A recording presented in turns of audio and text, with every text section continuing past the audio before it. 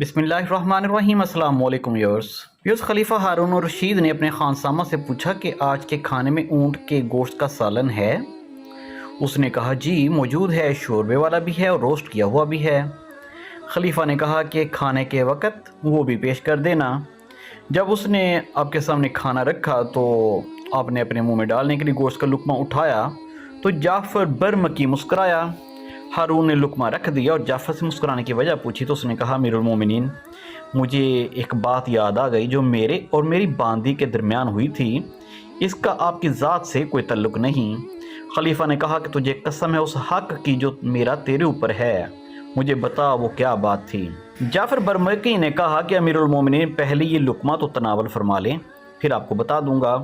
खलीफा ने गोश्त का लुकमा प्लेट में रखा और कहा पहले मुझे बताओ। जाफ़र ने कहा कि अमीरुल मोमिनीन, आप अंदाज़ा लगा सकते हैं कि जिस ऊँट का गोश्त आपके मतबख में पका है वो कितने का होगा। खलीफा ने कहा यही कुछ 4000 दिरहम का। उस वक्त ऊँट का यही रेट था। उसने कहा नहीं अमीरुल मोमिनीन, ये 4 लाख समझ लीजिए। खलीफा ने पूछा वो कैसे?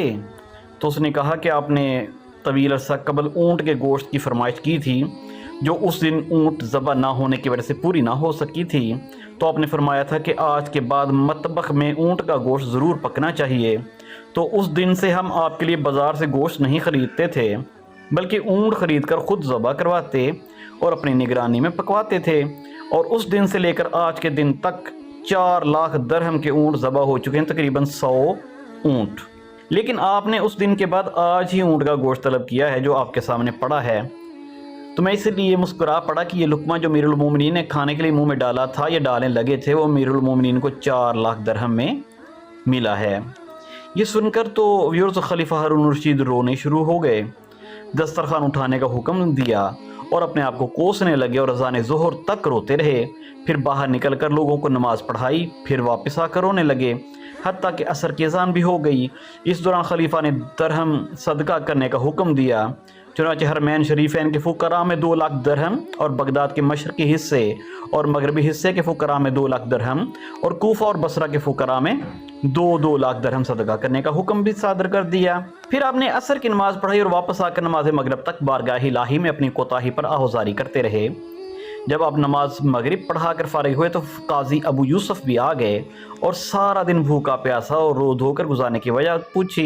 आपने सारा किस्सा सुनाकर कहा कि बैतुल माल का इतना पैसा महज मेरी ख्वाहिश की तकमील में बेजा सर्फ हुआ है, जिससे मेरे हिस्से में एक लुकमा ही आने वाला था। काजी अबू यूसुफ ने जाफ़र बरमकी से पूछा कि जो ऊँट आप ज़बा करके पकाते रहे वो ख़राब हो जाता था या उसे लोग खा लेते थे? जाफ़र बरमकी ने जवाब दिया कि नहीं नहीं, वो लोग खा लेते थे। अबू यूसुफ ने कहा कि अमीरुल मोमिनीन, अल्लाह से सवाब की बिशारत हासिल कीजिएगा कि आपकी वजह से इतना अरसा मखलूक खुदा शाही खाना खाती रही और अल्लाह ने आपको सदका की तौफीक अता फरमाई जो आपकी भूल का कफ़ारा बन गई। और फिर अल्लाह ताला ने इस नादानिस्ता कोताही पर आपको अपना खौफ अता फरमाया और आप सारा दिन रोते रहे। व्यूअर्स, काश हमारे हुक्मरानों के दिलों में भी इसराफ करते वक्त इतना खौफ ना सही मगर थोड़ा सा ही खौफ आ जाए। उम्मीद करते हैं आपको हमारी आज की स्टोरी अच्छी लगी होगी। अल्लाह हाफ़िज़।